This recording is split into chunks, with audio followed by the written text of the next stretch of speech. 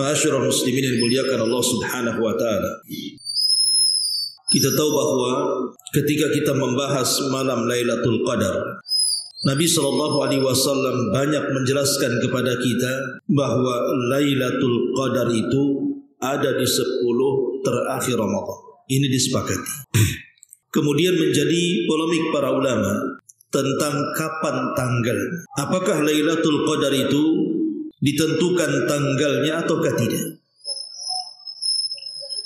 Ma'asyiral muslimin yang dimuliakan Allah Subhanahu wa taala, kebanyakan para ulama banyak yang berpendapat bahwa Lailatul Qadar itu jatuh di tanggal 27 Ramadan. Lalu apa dalil mereka? Ma'asyiral muslimin yang dimuliakan Allah Subhanahu wa taala. Pertama, hadis yang sangat masyhur, hadis daripada Ubay ibn Ka'ab radhiyallahu anhu. Dan Ubay ibn Ka'ab ini ma'ruf di zaman Rasul adalah pakar Quran. Satu di antara sahabat yang diberikan rekomendasi Nabi untuk diambil Qurannya. Bahkan di masa Umar bin Khattab radhiyallahu anhu, dialah yang menjadi imam salat tarawih selama 1 bulan full. Dan Umar tidak memilih sahabat yang lainnya. Bahkan dialah satu-satunya sahabat yang disebut-sebut namanya di langit ketika kita bicara tentang asbab nuzul surah Al-Bayyinah. Artinya Ubay ibn Ka'ab ini ma'ruf dari kalangan para sahabat, dia adalah pakar dari Quran. Lah Ubay ibn Ka'ab ini, beliau menceritakan bahwa ditanyakan kepada dia tentang pendapat seorang sahabat namanya Abdullah ibn Mas'ud. Jadi ada seorang sahabat namanya Abdullah Ibnu Mas'ud radhiyallahu anhu, termasuk as-sabiqun al-awwalun juga dan pakar Quran juga. Jadi dikatakan kepada Ubay ibn Ka'ab, "Inna akhaka Ibnu Mas'udin yaqul man yaqumil haula yusib lailatal qadri." Wahai Ubay, sesungguhnya saudaramu, ya saudara se-Islam maksudnya, Abdullah ibn Mas'ud radhiyallahu anhu pernah mengatakan, barang siapa yang menghidupkan salat malam dalam 1 tahun, maka dipastikan dia mendapatkan Lailatul Qadar. Maka Ubay ibn Ka'ab radhiyallahu anhu mengatakan, rahimallah arada an yattaqilan nas amma innahu qad alima annaha fi Ramadan wa annaha fil ashril awakhir wa annaha lailatus sab'i wa ishrin. Maka Ubay ibn Ka'ab radhiyallahu anhu mengatakan, semoga Allah merahmati Abdullah ibn Mas'ud. Ucapan beliau ini supaya manusia mereka tidak tawakal dengan tanggal tertentu, tidak menambatkan hati mereka dengan tanggal tertentu. Makanya beliau mengucapkan kalimat umum. Maka Ubay ibn Ka'ab mengatakan, sungguh sudah kita ketahui bahwa Lailatul Qadar itu ada di bulan Ramadan. Lailatul Qadar itu ada di 10 akhir Ramadan. Dan Lailatul Qadar itu ada di tanggal 27 Ramadan. Kemudian Ubay bersumpah bahwa Lailatul Qadar itu jatuh di tanggal 27. Kemudian setelah dia bersumpah bahwa Lailatul Qadar itu ada di tanggal 27, jadi ada yang kemudian bertanya kepada dia, "Ya Abal Mundhir," ini kunyah daripada Ubay, "Wahai Aba Mundhir, bil alamati au bil ayat, engkau menentukan tanggal Lailatul Qadar itu 27 itu apakah karena ada tanda-tandanya ataukah karena ada ayat Al-Quran yang menjelaskannya?" Maka Ubay ibn Ka'ab radhiyallahu anhu mengatakan, "Akhbarana Rasulullah sallallahu alaihi wasallam annaha tatlu' yawma idzin la syi'a laha." Kata Ubay ibn Ka'ab telah mengkhabarkan kepada kami Nabi sallallahu alaihi wasallam bahwa di malam tanggal 27 itu, hari itu maka matahari seperti bulan tidak ada cahaya. Dari sini kita tahu bahwa yang berpendapat bahwa Lailatul Qadar di tanggal 27 bahkan sampai bersumpah adalah seorang sahabat namanya Ubay ibn Ka'ab. Ini dalil pertama. Dalil yang kedua, pendapat Abdullah ibn Abbas radhiyallahu anhu. Abdullah ibn Abbas radhiyallahu anhu ma'ruf turjumanul Quran, yang didoakan Nabi sallallahu alaihi wasallam sewaktu bayi, Allahumma 'allimhu fid din, Allahumma faqihu fid din wa 'allimhu ta'wila. Ya Allah, cerdaskan anak ini dalam agamanya dan pakarkan dia terhadap tafsir. Doa Nabi SAW menjadi kenyataan. Abdullah ibn Abbas menjadi sayyidu ahli tafsir. Dia pemimpinnya ahli tafsir. Kalau antum membaca tafsir apapun, maka akan antum dapati banyak perkataan Abdullah ibn Mas'ud yang dinukilkan para ulama tafsir. Satu hari Umar bin Khattab radhiyallahu anhu memanggil para sahabat Nabi sallallahu alaihi wasallam. Kemudian fasa'alahum an Lailatul Qadri. Umar pun bertanya soal Lailatul Qadar. Maka para sahabat pun mereka sepakat annaha fil ashril awakhir. Mereka mengatakan, wahai Amirul Mukminin, Lailatul Qadar itu ada di 10 akhir Ramadan. Kata Abdullah ibn Abbas radhiyallahu anhu, inilah a'lam. Sungguh aku tahu Lailatul Qadar itu kapan. Jadi Abdullah ibn Mas'ud mengatakan, Abdullah ibn Abbas radhiyallahu anhu mengatakan, sungguh aku tahu kapan Lailatul Qadar itu. Kemudian Umar bin Khattab radhiyallahu anhu mengatakan, ayyu lailatin hi? Kalau begitu, malam tanggal berapa Lailatul Qadar itu wahai Ibn Abbas? Faqultu, maka Abdullah ibn Abbas mengatakan, sabiatun tamdi au sabiatun tabqa. Lailatul Qadar itu ada di angka 7, artinya 27 dari 10 akhir Ramadan. Maka Umar radhiyallahu anhu mengatakan, min aina alimta dzalik? Bagaimana kau tahu bahwa Lailatul Qadar itu ada di tanggal 27? Maka Abdullah ibn Abbas radhiyallahu anhu mengatakan, bukankah Allah menciptakan 7 lapis bumi, 7 lapis langit, 7 lapis bumi. Kemudian ketika Allah menciptakan hari, jumlahnya ada 7. Kemudian juga kata beliau, ketika Allah subhanahu wa ta'ala menciptakan manusia juga min sab'in, dari 7. Kemudian ketika mensyariatkan tawaf juga 7 putaran. Ketika sa'i juga 7 putaran. Artinya ada di angka 7. Dan Ramadan itu kan dibagi 3. Ada 10 awal, ada 10 tengah, ada 10 akhir. Berarti angka 7 di 10 akhir itu jatuh di tanggal 27 Ramadan. Kata Umar bin Khattab radhiyallahu anhu, shadaqta kau benar. Ini dalil yang kedua. Bahwa di antara sahabat yang berpendapat bahwa Lailatul Qadar itu ada di tanggal 27 adalah Abdullah ibn Abbas radhiyallahu anhu. Jadi pertama Ubay ibn Ka'ab, yang kedua Abdullah ibn Abbas radhiyallahu anhu. Kemudian kita ambil dari sabda Nabi sallallahu alaihi wasallam. Apa kata Nabi sallallahu alaihi wasallam? Nabi sallallahu alaihi wasallam mengatakan, iltamisuha fil ashril awakhir. Hadis ini dikeluarkan Imam Muslim. Iltamisuha fil ashril awakhir, yakni Lailatul Qadri. Fa in dha'ufa ahadukum aw ajaza fala yughallabanna ala sab'il bawaqi. Carilah Lailatul Qadar di 10 malam terakhir. Namun jika ia ditimpa keletihan, maka janganlah dikalahkan pada 7 malam yang tersisa. Arti 7 malam yang tersisa di sini maksudnya tanggal 27. Ini juga diantara dalil langsung dari Nabi SAW. Beliau menyebutkan bahwa Lailatul Qadar itu ada di tanggal 27. Ini juga diantara dalilnya. Kemudian juga yang keempat, hadis dari Abu Hurairah radhiyallahu anhu. Kata Abu Hurairah radhiyallahu anhu, dia mengatakan, tadzakarna Lailatul Qadri inda Rasulillah sallallahu alaihi wasallam. Kami dulu, kata Abu Hurairah, di zaman Rasul berbincang-bincang soal Lailatul Qadar. Faqala, maka Nabi mengatakan, ayyukum yadhkuru hina tala'al qamaru wa huwa mithlu syikki jafna. Siapa di antara kalian yang tahu ketika bulan itu tampak dan tampaknya seperti separuh nampan?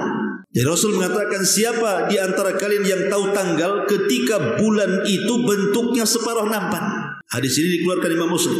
Dikatakan oleh Abul Hasan atau Abul Husain Al-Farisi rahimahullahu ta'ala, beliau mengatakan maksudnya bulan yang separuh nampan itu ay Lailatul Sab'i wa Ishrin, maksudnya tanggal 27 Ramadan. Ini secara dalil ikhwan bahwa Lailatul Qadar itu jatuh di tanggal 7 Ramadan. Baik kalau kita melihat ayat Al-Quran, ya, ayat Al-Quran surah Al-Qadar. Kalau antum hitung surah Al-Qadar itu dari kalimat inna anzalnahu fi lailatul qadr wa ma adraka ma lailatul qadr, lailatul qadr, terus sampai hiya hatta matla'il fajr. Itu kalau kita hitung jumlah kalimat dalam surah Al-Qadar itu semuanya ada 30 kalimat. Jadi surah Al-Qadar itu semuanya ada 30 kalimat. Dan di angka 27-nya ada pada kalimat hiya. Kan ada kalimat hiya hatta mat la ilfaj. Apa kalimat hiya? Maksudnya hiya ini dhamir. Dhamir kemana? Kata ganti kemana? Kata ganti kepada Lailatul Qadar. Jadi dalam kalimat 27 dalam surah Al-Qadar itu ada dalam kalimat hiya, dan itu kembali kepada Lailatul Qadar. Ini juga di antara dalil. Kemudian kalau kita mengacu kepada Al-Quran, Allah menyebut Lailatul Qadar berapa kali? Dalam surah Al-Qadar, inna anzalnahu fi Lailatul Qadar 1. Wa ma adraka ma Lailatul Qadar 2. Lailatul Qadri khairu min alfi syahrin 3. Berarti Allah menyebut kalimat Lailatul Qadar itu 3 kali. Kita jumlah hurufnya. Kita jumlah huruf Lailatul Qadar. Lailatul lam 1, ya 2, lam 3, tak marbutoh 4. Itu disebut Lailatul, berarti 4 huruf. Kemudian Al-Qadar, alif, lam, qad, qaf, dal, ra. Berarti 9 kan? Saya ulangi, lam, ya, lam, ta, alif, lam, qaf, alif, lam, qaf, dal, ra. Berarti semua ada 9. Lailatul Qadar itu ada 9 huruf. 9 kali 3 berapa? 9 kali 3 27. Berarti Lailatul Qadar ada di angka 27. Ini juga di antara pendalilannya. Makanya kebanyakan para ulama mereka berpendapat bahwa Lailatul Qadar itu ada di angka 27. Itu baik secara dalil dari hadis ataupun dari Al-Quranul Karim. Sekarang kita berada di tanggal 25. Besok 26. Berarti lusa 27. Ma'asyiral muslimin yang dimuliakan Allah Azza wa Jalla. Tetapi para ulama mengatakan yang rajih wallahu a'lam, sebagaimana dikatakan oleh Al-Imam Ibn Utsaimin rahimahullahu taala, bahwa Lailatul Qadar itu tidak bisa ditentukan tanggalnya. Kenapa demikian? Karena ada hadis Nabi SAW ketika Nabi SAW hendak diberitahu tanggalnya atau memberitahu tanggalnya karena mendapatkan wahyu dari Allah, kemudian Rasul lupa gara-gara ada 2 orang yang sedang bertengkar di masjid. Kemudian Nabi SAW berusaha melerai 2 orang itu sampai akhirnya berdamai. Ketika sudah berdamai, Rasul lupa menyampaikan. Dari sini kata para ulama, gara-gara dosa mengangkat suara di atas suara Nabi, akhirnya Allah angkat pengetahuan tentang kapan Lailatul Qadar. Tapi yang jelas Lailatul Qadar itu ada. Karena disayangkan ada seorang tokoh di negeri kita ini, sayangkan sekali, dia berfatwa sembarangan dan mengatakan Lailatul Qadar itu sudah ada katanya. Dan itu viral di YouTube. Lailatul Qadar itu sudah ada, berdalil dengan hadis ini. Hadis ini bukan mengangkat Lailatul Qadar secara mutlak.